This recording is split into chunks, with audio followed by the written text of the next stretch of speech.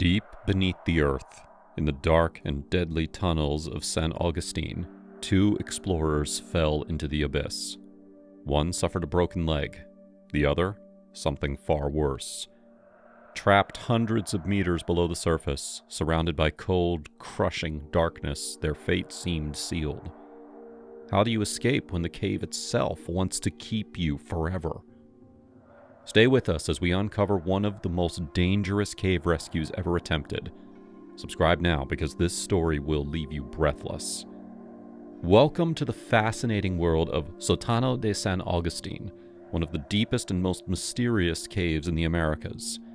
Located in the Huautla de Jimenez region of Mexico, this incredible cave system is a treasure trove of natural wonders, ancient traditions, and thrilling exploration stories.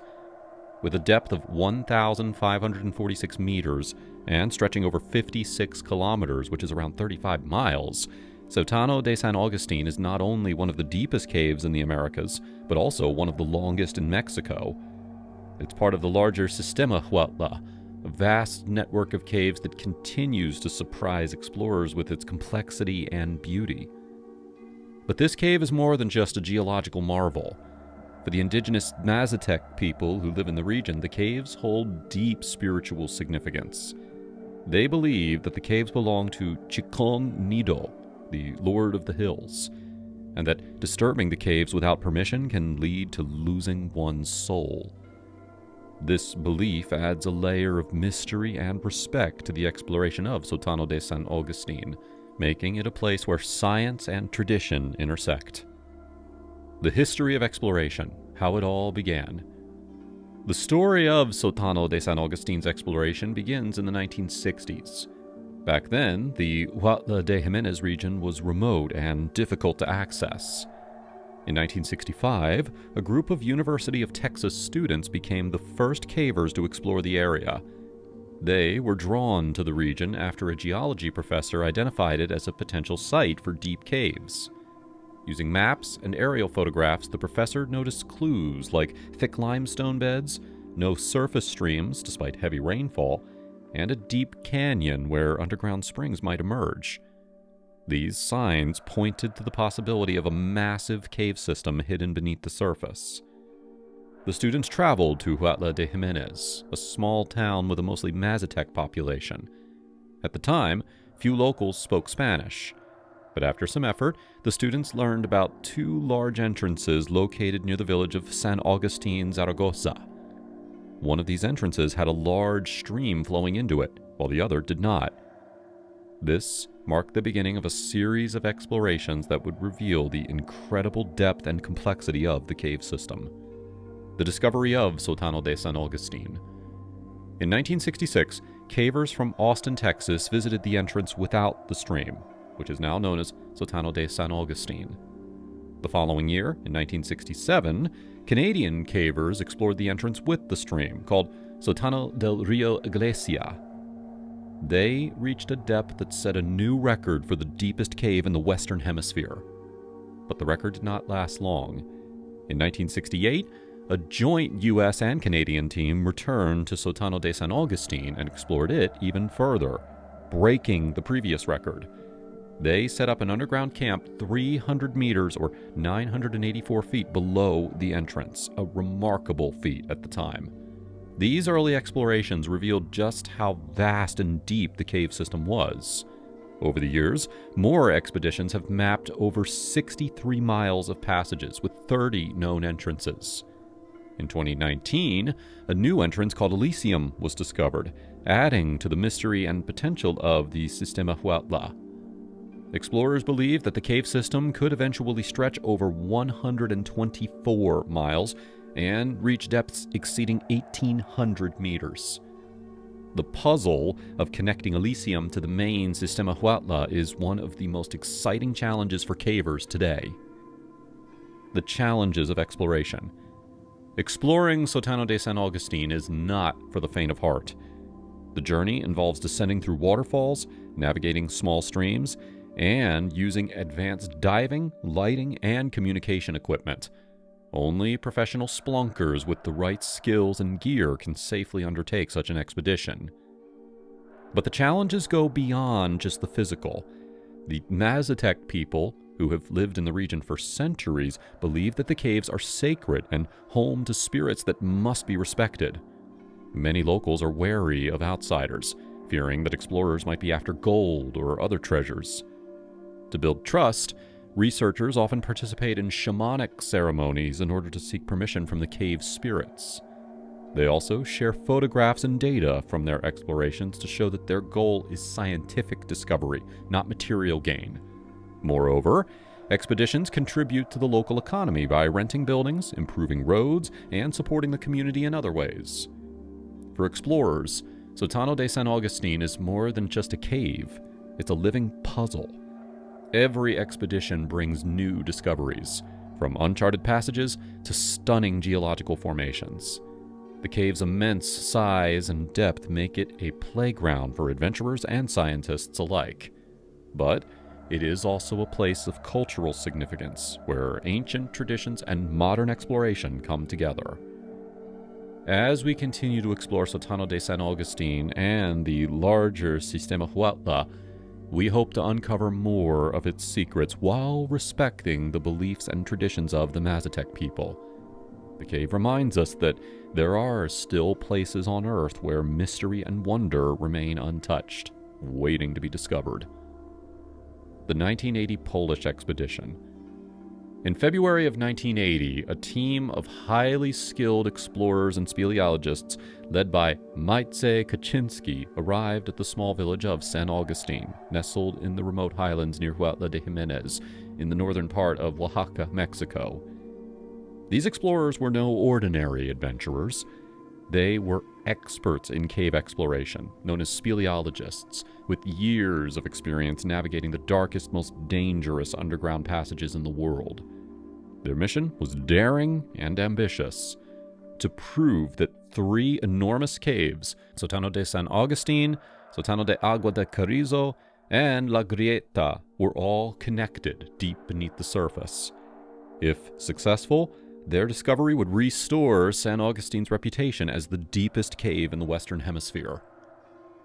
An American expedition had attempted the same goal the previous year, but they had failed to make the connection. However, their detailed surveys suggested that somewhere in the depths of these caverns, the three systems came very close to each other. The Polish team, determined to succeed where others had failed, pushed forward into Sotano de San Agustin. They descended deeper and deeper, establishing their main underground base, Camp 2, at a staggering depth of 536 meters below the surface. This was the traditional stopping point for cavers attempting to reach the lower parts of the cave. From Camp 2, a long and twisting horizontal passage called the 68 Passage stretched deeper into the earth, leading to even more dangerous and uncharted territory. At the end of this passage stood a difficult 10-meter climb upward. The only way past was to use ropes for climbing and rappelling. Beyond this obstacle, the cave dropped sharply into a vast, complex pit filled with enormous boulders. Those who dared to descend would eventually reach a mysterious underground lake hidden in the eternal darkness. It was here, partway down the drop, that an important side passage branched off. This was the lead that had intrigued the American explorers. It seemed to head in the direction of the other two caves, raising hopes that this might be the missing link that would prove that the caves were connected. But the Polish team faced a serious problem, one that made their journey even more perilous. The only rope available to them was not the standard, strong caving rope used by most modern explorers.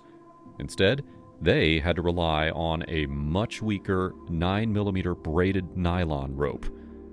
Unlike high-quality ropes that have a strong core inside, their rope was only a simple outer weave, making it dangerously prone to breaking, especially when rubbing against sharp rocks. A single cut or frayed section could mean instant death for anyone relying on it to descend into the abyss. So, to reduce the risk of a fatal accident, the Poles devised an unusual but complicated system.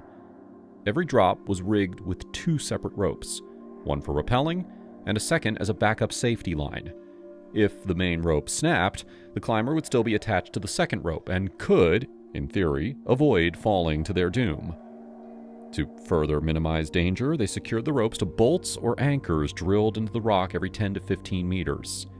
This meant that even if a rope broke, a climber would only fall a short distance before being caught by the next anchor point. But this method was slow, exhausting, and physically demanding.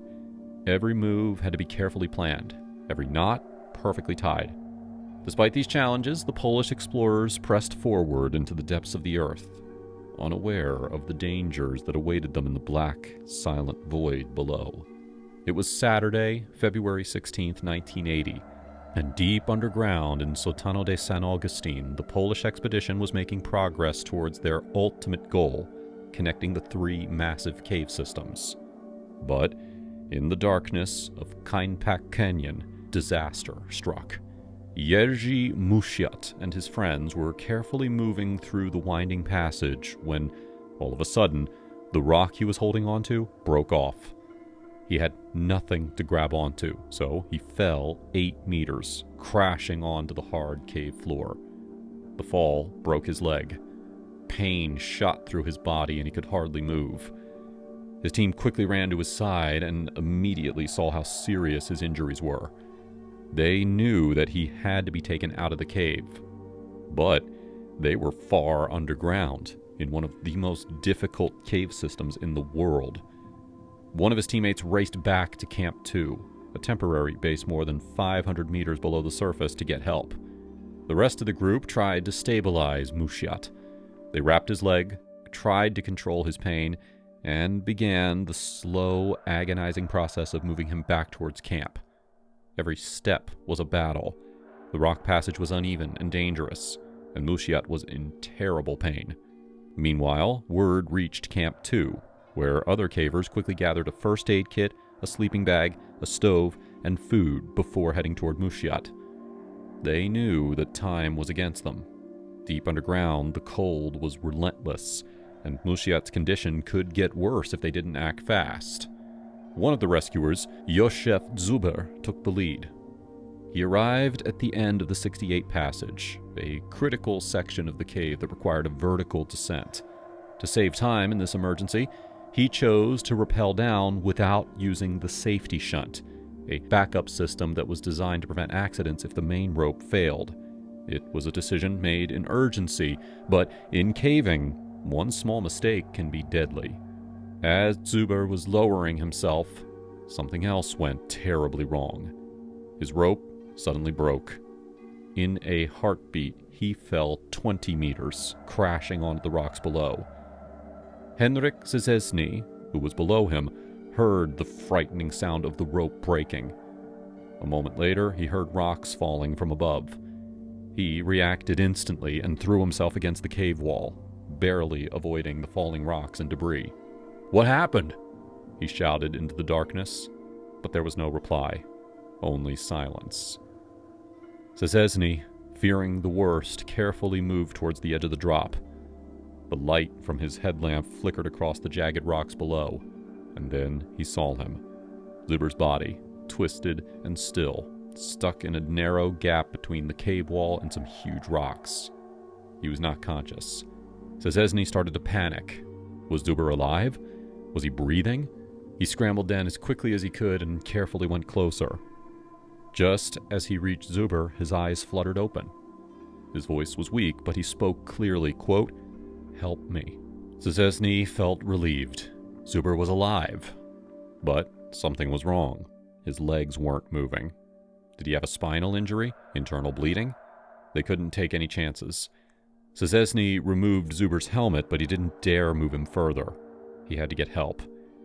With his heart pounding, he turned and started the journey downward in order to find the team helping Musiat. They needed to know what had just happened. There were now 2 seriously injured cavers trapped more than half a kilometer underground. The situation had gone from bad to catastrophic. The team members gathered. What could they do? Moving Musiat was already incredibly difficult, and now they had Zuber, who might not even be able to walk again. There was no choice. One of them had to go back to Camp 2 to get more supplies. Marian Chepil volunteered. He climbed back through the twisting passages, back up the treacherous climbs, and finally reached Camp 2, where he grabbed another sleeping bag, food, and a stove for Zuber. Meanwhile, the others worked carefully to get Zuber out of the crevice and onto a flat rock surface where he could rest. As they checked his condition to see how badly he was hurt, they discovered something even worse. Zuber was in a lot of pain, and he couldn't feel his legs. But then, as they carefully slid him into the sleeping bag, they saw it. Blood. It was coming from his lower body. The only explanation was that he had internal injuries. They didn't have any medical supplies to treat him, and they had no way of knowing just how serious it was. How long could he survive in this condition? One of the cavers stayed behind to keep watch over Zuber, while the rest moved forward with Musiat's rescue. For 16 hours, they struggled to move Musiat through the winding tunnels and up the dangerous climbs. Every few meters, they had to stop, rest, and adjust his leg.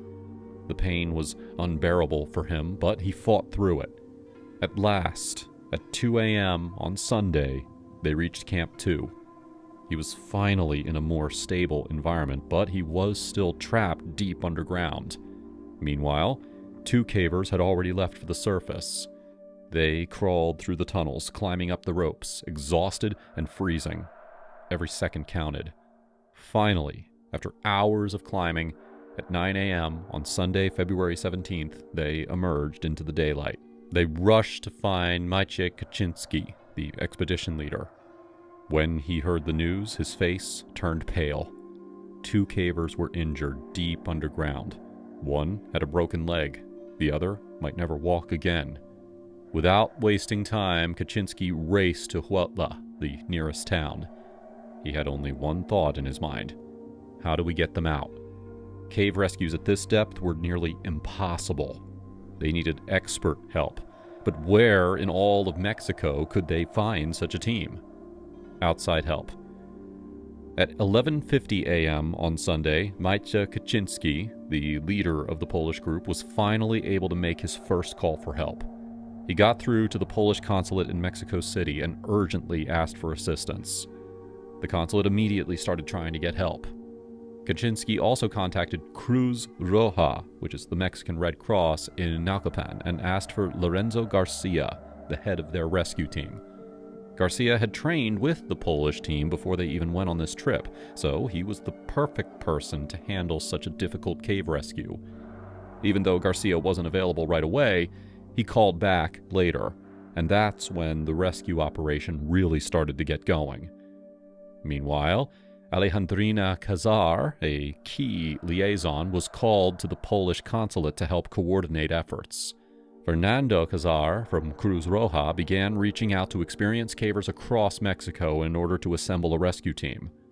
Among those contacted was Dr. Mercado, a physician skilled enough to enter the cave and provide medical aid.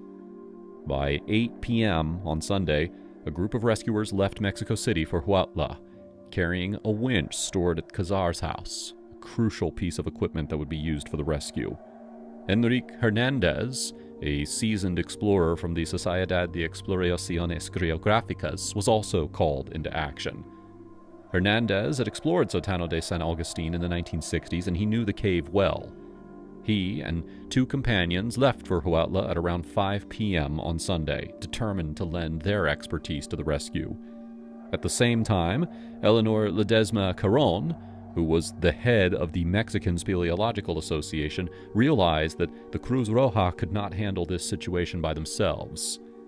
She took charge and contacted a group of American cave explorers who lived in Quetzalan. These cavers were known for their experience and skill, and Caron knew that they could be a big help. Someone was sent from the phone office in Quetzalan to take the urgent message to the caver's house. Even though the Americans were out when the message arrived, Vicente Silva, a Mexican caver who lived nearby, received the message and went looking for them until he found them. When the American cavers got back, they learned just how serious the situation was. 2 men were injured deep inside the cave, and they didn't have much time. They immediately started to help. Blake Harrison, Bill Liebman, Steve Pitts, and Doug Wilson, 4 experienced American cavers, joined forces with 7 Belgian cavers, including Dr. Etienne de Grave, who was a doctor. Together, they gathered all the rope, equipment, and medical supplies they could find, including a special board for carrying injured people with back injuries. By 4 p.m. on Sunday, the team was on their way to Huautla in Harrison's truck, with Vicente Silva and Armando Amana following in another vehicle. On the way, the team stopped in Zacapuaxtla to make important phone calls. Silva contacted the Polish Embassy, Cruz Roja, and Eleanor Caron, giving Liebman updates in English. The Polish team had arranged for a helicopter to take rescuers from Tehuacan to San Augustine at 7 a.m. on Monday. Liebman also called the U.S., asking for help from the National Cave Rescue Association and looking into the possibility of using U.S. Air Force planes if they were needed. At the same time, Amana took Dr. de Grave to a local hospital to get more medical supplies. The group from Quetzalan left Zacapuaxtla at around 8 p.m. on Sunday, heading to Tehuacan to meet the helicopter. But even that trip wasn't easy. At 12:30 a.m., Harrison's truck had a major mechanical problem. A part called a U-joint broke, which could have caused a big delay in the rescue process. Luckily, Harrison was able to fix the problem on the side of the road in just 30 minutes, and the team arrived in Tehuacan by 1:30 a.m. on Monday. There, they got more medicine from the local hospital before going to the airport. At the airport, they met a group from Mexico City and learned that a DC-6 aircraft would arrive at 8 a.m. with more rescuers and equipment. A helicopter was also scheduled to arrive at 9 a.m. The pieces of the rescue operation were all coming together, but time was still the enemy. Back in San Augustine, the situation was tense. When the calls for help went out, only 7 cavers were available at the surface, 5 Poles and 2 Mexicans. 2 of them entered the cave at 3 p.m. on Sunday, carrying medical supplies to Camp 2, the underground base that's located 536 meters below the surface. The others rushed to Huautla to gather more medical supplies before returning to San Augustine. Far inside the cave, one of the injured cavers, Musiat, had managed to get to Camp 2 with 2 other cavers. After resting for 14 hours, they started the very difficult climb back up and finally reached the surface between 7 and 8 a.m. on Monday, February 18th. But the rescue was not finished yet. 2 more cavers from Hernandez's team went into the cave later that day to set up phone lines to make communication better. They reached Camp 2 by 3 p.m. and then came back to the surface on Tuesday. By Monday morning, the DC-6 aircraft had arrived in Tehuacan as planned, bringing more cavers and Cruz Roja personnel. Lorenzo Garcia, the Cruz Roja rescue chief, took charge, while Bill Liebman was assigned to lead the Quetzalan contingent. Although Cruz Roja initially believed that they could handle the situation, the expertise of the American and Belgian cavers proved invaluable. A compromise was reached, allowing the international team to participate in the rescue. At 10:30 a.m., a helicopter took the first group of 4 rescuers towards San Augustine. However, thick fog around Huautla made the helicopter land 18 miles away. The rescuers had to carry all of their equipment up the side of the mountain to get to a road, where they hired a truck to take them the rest of the way. They finally arrived at Huautla at 5:30 p.m., tired but determined to help. More rescuers were flown in by helicopter and joined the effort. Tuesday, the medics arrive. It was 1 a.m. on Tuesday now, and 4 rescuers, including Dr. de Grave, began their descent into Sotano de San Augustine. Their mission was clear: reach Josef Zuber, stabilize him, and then begin the impossible task of getting him out. They carried essential medical supplies, a spine board, and a glimmer of hope. For more than 70 hours, Zuber had been lying in the freezing darkness, his body broken, his lower half paralyzed. He had lost a dangerous amount of blood in just the first hour after his fall, and worse, he hadn't been able to relieve his bladder, which could lead to deadly complications.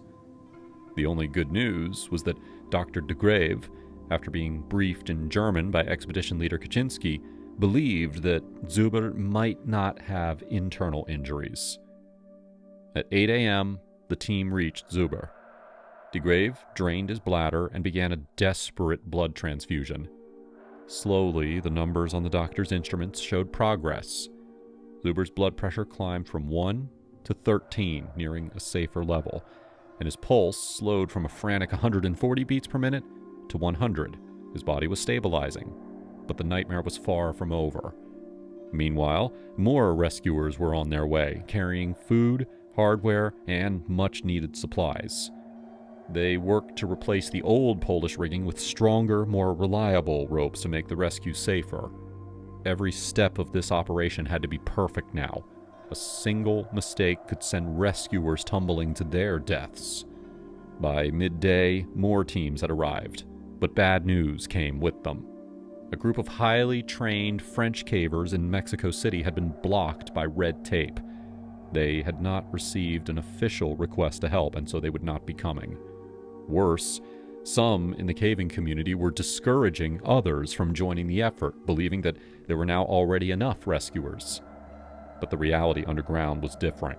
The rescue teams were exhausted, and fresh manpower was desperately needed. At 1:30 p.m., de Grave sent a message. Zuber would be ready to move in 1 to 2 hours. The time had come to begin the long, painful journey upward. 1:30 a.m. Wednesday. The moment finally came. Zuber was placed into a stretcher, and the evacuation began. The rescuers pulled him towards the first major vertical drop, the very spot where his rope had snapped days earlier. But almost right away, something bad happened. The stretcher started to droop dangerously, and it looked like Zuber was going to fall out. The rescuers had to stop everything and quickly call for another stretcher. 2 a.m. More cavers entered with the replacement stretcher and additional food. Meanwhile, at Camp 2, one of the rescuers, Liebman, noticed that Zuber had been improperly secured to the spine board. If they had continued without fixing this, he could have easily slipped from the stretcher during the ascent. They carefully fixed the problem, knowing that even the smallest mistake now could be deadly. By 6:30 a.m., with everything secure, the slow and painful climb finally resumed. It took another 4.5 hours to reach Camp 2. By now, there were 22 rescuers underground, a mix of Poles, Belgians, Mexicans, Americans, and one Briton. They paused to rest, eat, and prepare for the most grueling part of the journey. The next phase involved ascending nearly 500 meters up vertical pits, some of which passed directly through waterfalls. Zuber was wrapped up in plastic sheets and secured with duct tape, protecting him from the freezing water.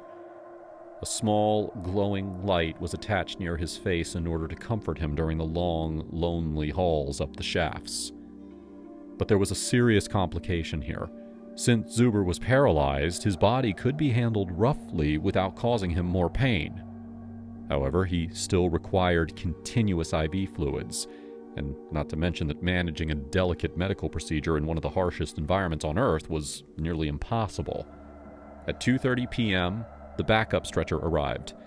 But after a quick inspection, the team decided to continue using the spine board. There was now no time to waste. At 2:40 p.m., a team of 12 rescuers took their positions and began hauling Zuber up the seemingly endless vertical pits. The next major challenge was a 90-meter or 295-foot vertical shaft, one of the deepest and most dangerous in the entire cave. For hours, they struggled to lift Zuber safely up the slippery, jagged walls. Every rope, every pulley, and every knot had to hold perfectly. If anything failed, Zuber would fall back into the abyss. At 3:30 a.m. on Thursday, they finally conquered the 90-meter pit. The team was exhausted, but they couldn't stop now. The next few sections of the cave were extremely wet, with icy waterfalls crashing down on them. The rescuers worked through these very difficult conditions, getting completely soaked, freezing cold, but nevertheless driven by sheer determination. By 5 a.m., another call went out. They needed more plastic and duct tape in order to protect Zuber from the relentless water. Steve Pitts, a caver who had been resting, immediately geared up and entered the cave with the supplies. The team moved forward. At 5 p.m. on Thursday, Zuber finally reached Camp 1, just 260 meters from the surface. The worst was now over, but there was still a long way to go. However, everyone was now getting extremely tired.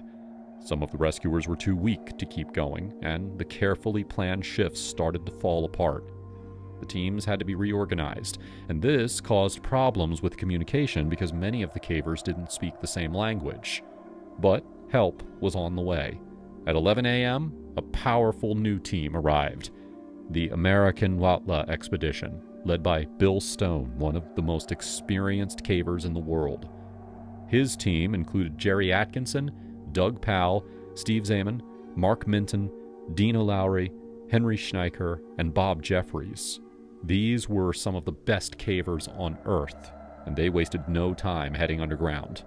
By 7 p.m., they reached Camp 1. The exhausted rescuers were relieved to see fresh faces. Many who had been underground for days were now finally able to leave.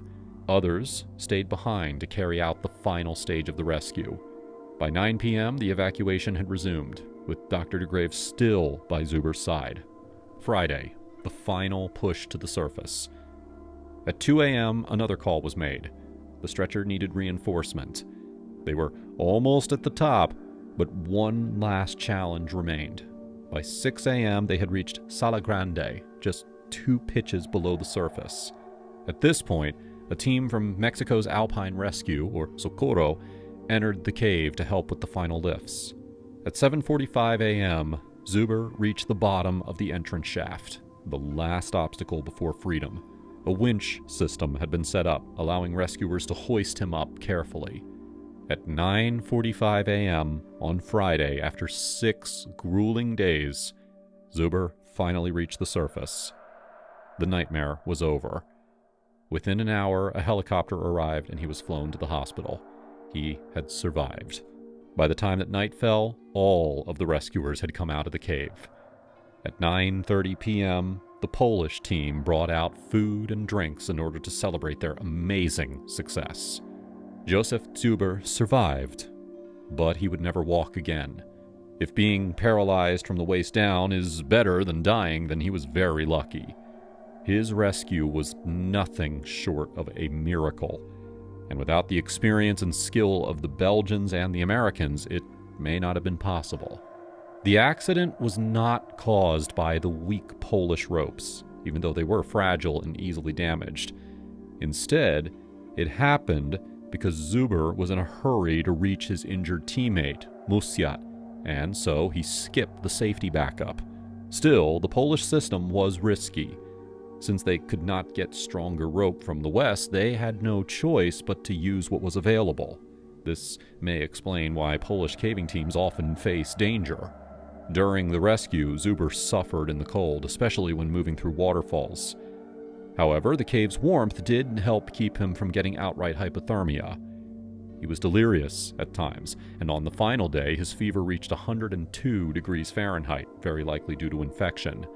If Dr. DeGrave had not arrived when he did, Zuber would have died within hours.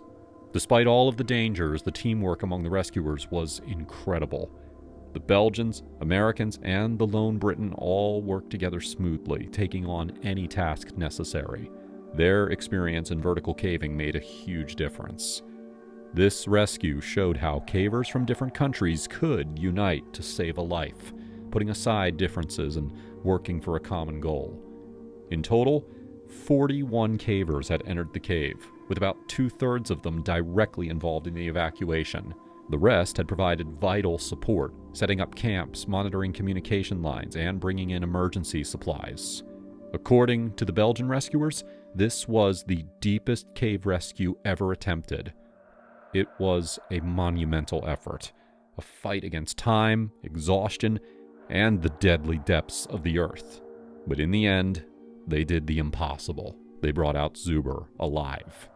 Thanks for joining us on this incredible journey into one of the deepest and most dangerous cave rescues ever attempted. What do you think? Was this the greatest cave rescue of all time? Or do you know of one that was even greater? Let us know in the comments down below. Also, don't forget to like, share, and subscribe for more thrilling cave exploration stories. Until next time, stay curious, stay safe, and keep exploring.